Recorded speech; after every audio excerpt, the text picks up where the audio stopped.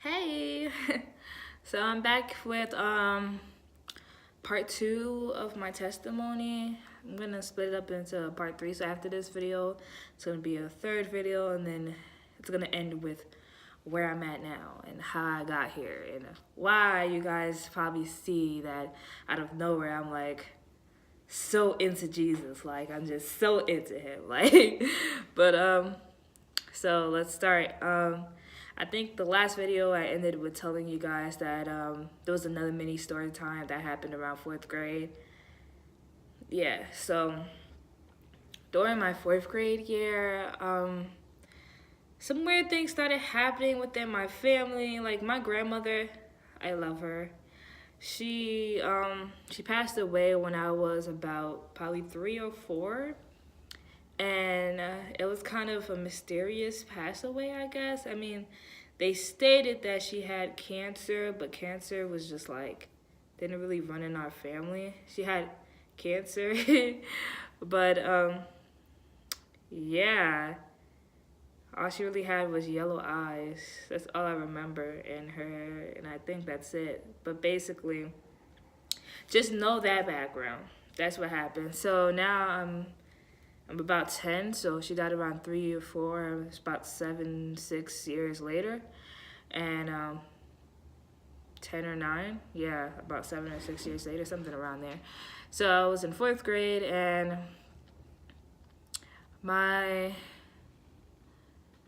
mom came home from work one day, and she couldn't park in a driveway because my mom she has eyes. She has she can see stuff like other spirits and stuff, and she really couldn't come into the driveway because there were spirits blocking her way to get into the driveway. So she parked on the street, and she came inside, and then she went to her cousin, and she kind of was like asking him some information because she was seeing some things. She was trying to figure out why she was seeing them. And so then my cousin instructed her to go buy cars. This is me remembering from my 8-year-old mind, because I think I was 8. I'm remembering from my 8-year-old mind. So I don't know the full stories, but I know what I seen, and it's so stuck in my mind because it was kind of traumatic. So I know what I seen, and I know what I experienced, and I know what I was feeling. So my parents, they have their own testimony. They know the full details of what happened. I just know it from my point of view. And my brother doesn't really remember the story because he was young. He was like 5, like I said before. He doesn't really remember a lot. But yeah, so my cousin instructed her to go buy cars. You know those cars with the little figures on them? Those figures are demonic. I'm just going to tell you. I'm just going to let it out there, just so you know. But those cards, they went to go buy them, and they came back to the house, and they were looking at the cards, and then my mom got possessed by some spirits, and she was able to see things in the cards, like see what was happening and why that spirit was outside blocking her way to come into the driveway. She was able to do all of that, and that's what I remember from that day. I remember there was this other day, I don't know if it came before or after that. I was just chilling in my parents' room. My mom was we were all chilling, me, my mom, and my father. I don't know where my brother was, but he's like, I really don't remember him because I think my world was just self-centered at that time because I was just so traumatized. But we were chilling in my parents' room, and my mom passed out of nowhere. And in my 8-year-old mind, I'm like, oh, we're gonna call the ambulance. I was just thinking like you should call the ambulance, but my dad basically just put water on her face, and she came back through, and she was possessed again. Like she would get possessed all the time, and it was by multiple spirits. Like it wasn't just one. But now I know the spirits, as you call them in Creole, it's called loas. But now I know that they're fallen angels. So basically, she would get possessed by them, and they would give her information and stuff. So eventually, one of the spirits told her while the zombies were outside, and the spirits, the zombies, whatever you want to call it. And it was basically my grandmother's spirit that was outside. And my grandmother's spirit came to kill my father. Now you're gonna sound, it sounds really crazy, but I don't like it's I'm gonna just tell you all that I can tell you so you get like the gist of it and you get why this happens, because I know if you're hearing these attacks for the first time ever, you're like, oh my gosh, this is not real, it's fictional stories, and no, they're real. But like, if you don't want to believe me, if you think I'm crazy, then so be it. Those who got ears to hear will hear. I'm telling my testimony to save some people, because some people just don't know. Like they're just clueless and don't understand that we're living in between spiritual fights, if that makes sense, spiritual of good and bad. So we're literally right in between, and the choices you make allow different stuff to happen in your life. But people don't get that. They just think religion is over here and living is over here, when they're literally together. Like you have to, not really religion, but stuff like Christianity and stuff. And I'll get into my feelings about that later. But so basically they told her that my grandmother's spirit was outside, and my grandmother's spirit was sent by my grandmother's brother, so my grand uncle and my father's uncle, who was still alive in Haiti, and I'm Haitian, by the way, but who was still, I love being Haitian, so don't get that twisted, but he was still alive in Haiti, and he basically was a voodoo priest or something, and he's the one who killed my grandmother, so he sent the illness of cancer to her so that he can kill her, and then sent her spirit to kill my father, to try to kill my father so that he can get her property in Haiti, because I guess she had like a house or something that he wanted. So that's what he did. He that's what happened. And yes, you could do that through witchcraft. You could send stuff to people. You could send curses to people. You could send a lot of stuff to people. So he did that, and that's why my grandmother's spirit was outside of my house, waiting to just kill my dad. And the fallen angels that were trying to help my mom were trying to teach her what to do to fight the attacks back and everything like that, but they wanted her to basically sell her soul to them, and to compensate for them helping her. Like, it always comes with a cost. Like, if the enemy is helping you, they want something from you, and it always comes with something, and you're gonna have to give it to them unless you get saved by God. That's just how it is. But so yeah, I remember that. I remember this one day, this was going on, my mom getting possessed, and she was possessed like most of the time for that year.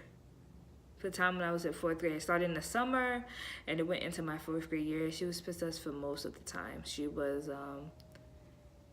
it kind of makes sense why I was getting attacked with suicidal thoughts, and she was, but she would go to work possessed. She would drive possessed. She would go to sleep possessed. I remember this one time, like, I was so scared to be around my mom at this time. I remember this one time, she came back from work, I think, and she went to my brother, and she put her hand around him, and she was like, and it wasn't even her speaking, like, it was another voice that was like, haha, my son slept with me last night, and it was so creepy, and I was just like, because at that time, my brother, who was 5, I guess, I don't know why, but he slept with my mom that night, and so it was just like, what? But since that, I remember that clearly, and I was like, I gotta stay away from my mom. I gotta stay away from you, because that's not you, and I don't mess with this. Like I said at the time, I really didn't know God. I really didn't know anything about that. I just knew that I didn't like what was happening. I don't like the spirits. I don't like my mom getting possessed, different voices. I don't like it. I just didn't like it. I didn't like the idea that my grandmother's spirit was outside of my house trying to kill my father. I didn't like any of it. I was just not for it. I was scared to go to sleep at night. And I think at this time, like, I started praying at night because even though I didn't know anything about God that much or like Jesus, I just started praying. I didn't really know how to pray or what to pray about. I just would pray the Apostles' Creed. That's literally all I would do. I didn't even own a Bible. I just prayed the Apostles' Creed. That's all I would do. So I started praying that night, and I remember this other time that my mom was at work, and her being possessed, she called my dad, and she told my dad that not to go outside because the spirit was out there. Because I guess the spirit would leave and come back, leave and come back. So the spirit of my grandmother was out there, and she told my dad, well, the fallen angel that was in her told my dad to basically get some hot pepper, put it on a stove, make it really, really hot, and then start walking backwards. Start walking backwards and throwing the pepper behind her as he walked out the door, outside of the door.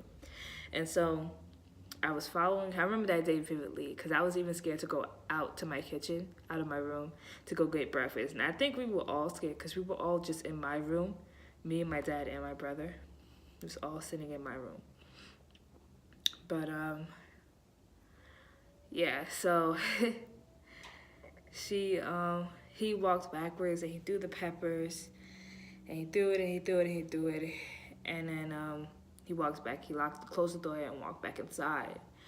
And a couple of weeks after that, or a couple of days, I don't really know, just I know after that, some cousins from Haiti called my mom and was telling her how my uncle ran outside and he was in so much pain, talk about something, it burns, or something like that.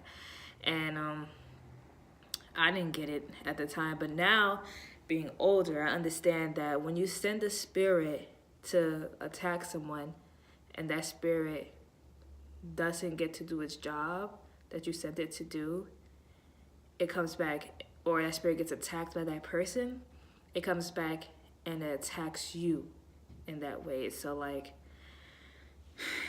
and my uncle and my granduncle in Haiti like hated my mom because she was basically the one standing in the way of him getting what he wanted, which was the property that he wanted. So that happened, and so they got attacked, him and his wife, my granduncle and I guess my grand aunt.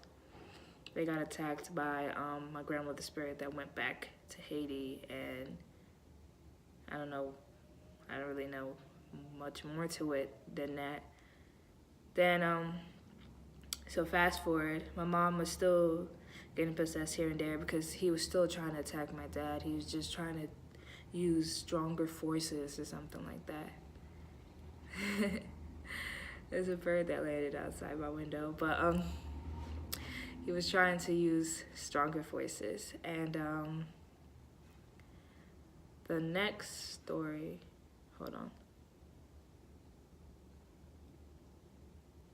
Okay, so the next incident after that, after my mom was continuously getting possessed, looking at the cars, trying to help my dad and all that stuff like that,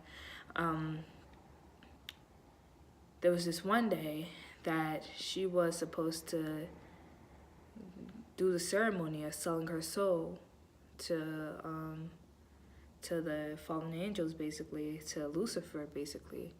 And so she went to Home Depot like some days before that. I was with her like with a lot of these trips. So she went to Home Depot. She got some stuff from Home Depot. She went to another what you call it? I forgot what you call it. Start with an M. It's basically a voodoo priest.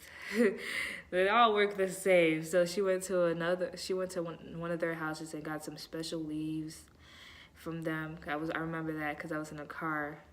I remember that. She went there and she got and it was supposed to happen downstairs, like the ceremony and everything, the rituals or stuff was supposed to happen downstairs in my basement. So she went, she bought all the stuff, and she put them downstairs in the basement, and she was supposed to sew her soul that upcoming Saturday. On Saturdays are busy in my household. My mom usually, like back then, now they're pretty chill. I don't know. My mom would usually cook and clean, and I would have to do chores and help her and all that stuff like that. So it was kind of hectic on Saturdays because we would clean the whole house and everything. So my mom woke up and she was doing her thing. I was helping her, and then she came to a point where she wanted to go take a rest. She went to go lay down, and that evening she was supposed to sew her soul. Basically, she went to go lay down and to take a rest. She went to sleep, and while she was sleeping, two basically demons came on either side of her hands, and they were basically pulling her back and forth. And then she heard the voice of God. I hope I hear God's voice one day, but she heard the voice of God, and God was basically telling her, like, you don't have to do it, like, you don't have to. And he was basically telling her, like, just come to me. Like, I'm about to cry because I was just like, you don't understand how much God chases people, and he will chase you down forever. Like, hold on.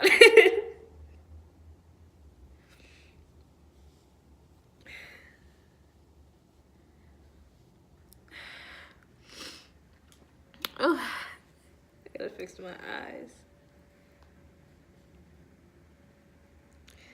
Yo, I look so ugly when I cry. I'm so sorry. But you know what? I'm gonna leave this real and uncut, so you guys are gonna see all the emotions. But so basically God was speaking to her, was telling her, like, you don't have to do it. Like, God came to her place. She was at the lowest place that she could have been. She was about to go deeper into darkness, and God came literally last minute, like a G. It was like, you don't have to go down with like that. Like, you don't have to do this. Like, I got you, basically. And that moment she woke up, and she was just, well, not woke up, but got off the bed, and the demons left her after she said yes to God, and she was like, I'm coming to you. The demons left her, and she grabbed me and my brother. We got into the car. I don't remember who else came with us, because my older cousin was living with us at the time, but I don't remember if she came or not. But she grabbed me and my brother.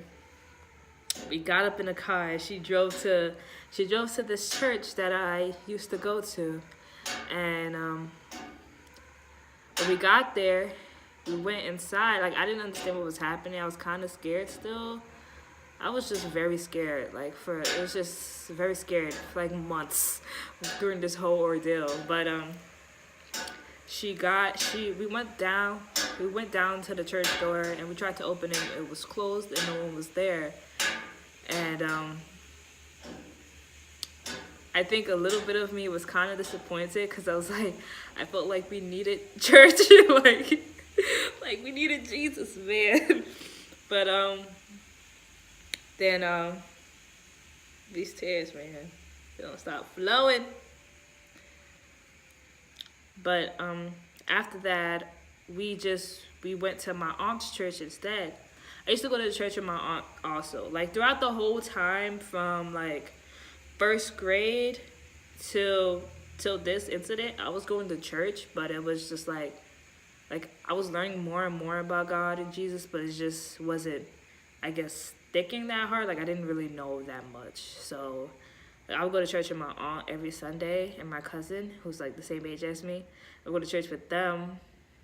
Or like I said, my mom would go to church.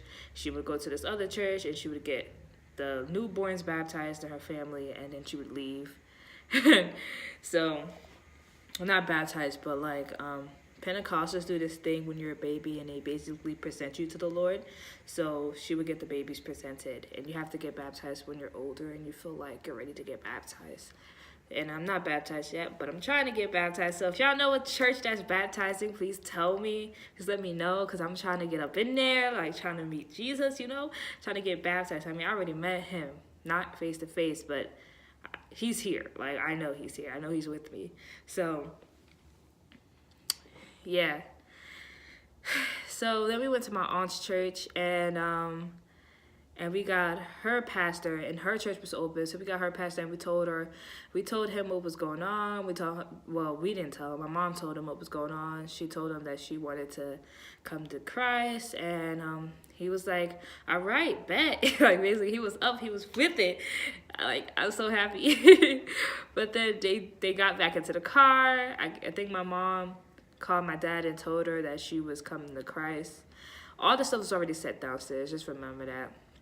So they got back in the car, and they drove to my house. And when we got to my house, my aunt, my dad's sister, was already in the driveway praying, like just praying in the driveway, like trying to cast out all the demons in that house, because Lord knows.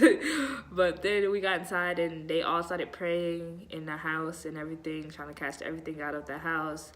Then they started praying on my mom, and while they were praying on her, like, the demons would put up a little fight. They would try to possess her and try to like, not, from what I remember her saying, try to like kind of stop it, but they couldn't do anything because the power of God, So she converted into Christianity for sure, and after that, we were going to church. Like, we started going to church every Sunday as a family. We were in there. They had to get their marriage redone because their previous marriage, I'm talking about my parents, they had to get their marriage redone because their previous marriage was done in City Hall, and that wasn't, when you get married, God only recognizes the marriage is if you bring him into it and you do it in his presence, if that makes sense.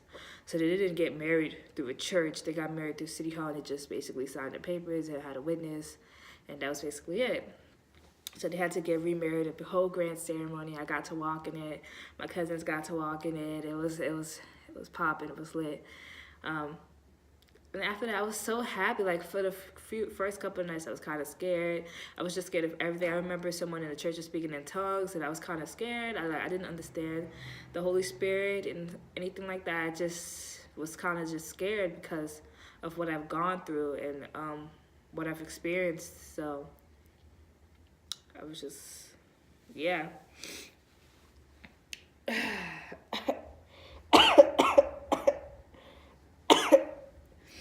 Sorry, I'm getting over a cold. Wow. I thought I had pockets, but I don't. It's mad cold. But yeah, I started reading my Bible every night. Like, somebody gave me a Bible. I don't remember who, but I got a Bible. I was reading every night. I would read Psalm 23 because for protection before I went to sleep. I would pray every night and everything. But like, my parents were the one who got converted. It wasn't me. So like, I didn't actually get converted. I was about 8, so I have to make that decision on my own. And my snotty nose. Alright. So I guess I'll finish the rest of the story and the next video. This was 23, it was about to be 24 minutes. But it's basically 24 minutes long. Thank you for being here. It was kind of emotional, obviously. These vivid pictures and the story will live in me for the rest of my life because it's just, well, I remember some other details that I don't really understand why they happened, but I remember my grandmother throwing, I think it was salty milk on the walls. If you go into my house, you see there's still some stains of it that's still in my house. So I remember those for sure. For sure. Now, I'm not going to finish it. I'm going to say some more. So after we got converted and we started going to church, we started going to the church that we tried to go to the first time when my mom tried to get tried to get saved. Not my aunt's church. So we started going to that church, and when we were there, they would come into my house, and they'll come into the basement and have church in the basement of my house, like all the time, just to, you know, sanctify it, because that place was supposed to be the place of the fallen angels. They would come and sanctify it and everything. They told us some things, not to wear red for a while going to sleep, or black for a while going to sleep, because those are the colors of the fallen angels. Fallen angels have different colors. Red is one of them, white is one of them. And you know what's weird? I be seeing red and white on certain flags, so I'm just like, But that's just me thinking, you know? It might not be what I'm thinking, but yeah. Blue is a color, I think. Pink. They have so many different colors, the fallen angels. So he basically told us to like refrain from using some certain colors while sleeping, so that we didn't invite the spirits back into our life unwillingly, you know? So I think, let's see if there's anything else that I want to say for this video.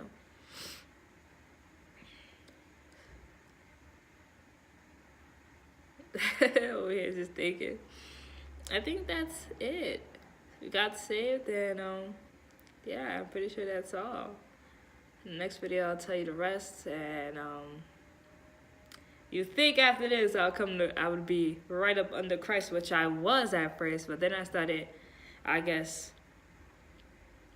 backsliding a little bit, but I was only like 8, so I didn't really understand backsliding. I just started, as I started growing, I started like questioning some things and all that stuff. But see y'all in the next video. Thank you. I hope you're respectful of this. I'm kind of putting myself out there, like, so if you have more questions, I'll try to answer it. I don't really know a lot about witchcraft, so please don't ask me a lot about it. Like, I just know the basics, I guess,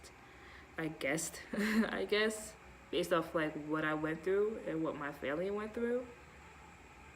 After being saved, my mom never got possessed again, but she would have fainting episodes where it was like they were trying to come back. She had like certain spirits that were left over in her that they had to cast out slowly, and eventually they cast them all out. And yeah, that's basically everything so far. So let me cut this off before I get to 30 minutes. Thank you. Like I said, if you have questions, you can ask me. I can try to answer them, but I probably wouldn't be that much help. But if you have questions about like God and the Bible, and you want me to go deeper into some stuff that I guess wasn't that clear to you, I can do that. I hope this video saves some souls, honey, because Jesus is coming. I'm trying to win some souls over, you know? But like, I really don't want any of you guys to go to hell or to perish. So, all right, bye.